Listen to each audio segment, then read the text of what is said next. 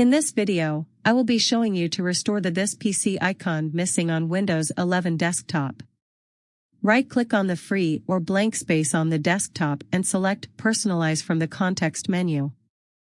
On the right side of Personalization, click the option Themes. Then, click the option Desktop Icon Settings. Check the checkbox labeled with Computer under the Desktop Icons section. If you wish to show or hide other icons, you can check or uncheck accordingly. Now click the Apply and then OK. Close the Setting app and return to the desktop. It should successfully restore the PC icon and be visible on Windows 11. If you are new to this channel, please like, share, and subscribe. Press the bell icon to get the latest videos directly into your YouTube inbox. Comment below if you like this video. Keep watching, learning, and growing. Thanks for watching.